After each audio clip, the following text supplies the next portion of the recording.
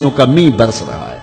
वो एक फकीर था, वो बाजार में खड़ा रो रहा था। किसी ने रुक के पूछा, कहा बाबा क्यों रो रहे हो, क्या हुआ है तुम्हें? किसी ने मारा है, तंग किया है, भूख की शिद्दत है, क्या माजरा है? कहा ना बाबा ये मेरे मसले नहीं है। कहा फिर क्यों खड़े हो? वो मजजूब था। कहने लगा मेरा प्रोग्राम बना के बंदों की और रब की सुलह करवा दो। तो कहा फिर क्या हुआ? कहा वो तो मानते हैं, ये नहीं मानते। वो तो कहता है ले आए ने मेरी दहलीज पे, एक आंसू से सारे गुनाह माफ कर दो, लेकिन ये मेरी सुनते ही नहीं है। ऐसा प्यार हो गया दुनिया से, मेरी बात ही नहीं समझते। मैं इन्हें समझाता हूं, आगे से मुझे पत्थर मारते हैं। मैं इनकी खैर के लिए इनको कहानी सुना रहा हूं, मियां ये दुनिया आरज़ी है, लेकिन ये मुझे घूर घूर के देखते हैं।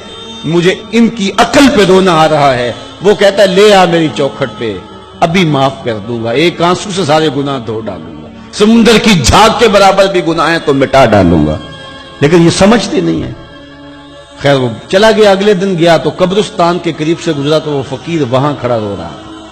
तो वो फिर रो गया। कहा बाबा अजीब कहानी है तेरी, बाजारों में भी रोता है, कब्रिस्तानों में भी रोता है, आज क्या मसला है? कहा आज भी मेरा कल वाला ही मसला है। कहा आज क्या मसला है? कहा आज मैं इधर आया था कि इनकी और रब की सुलह करवा दूं। तो कहा आज फिर क्या बना? कहा आज ये मानते हैं, वो नहीं मानता। तो कबल इससे कि वो वक्त आए कि फिर वो ना माने, आज ले उनकी पनाह, आज मदद मांग उनसे, कल कयामत को ना मानेंगे अगर मान गया। तो ये थोड़ा वक्त है जिंदगी का, इस जिंदगी को गनीमत समझे।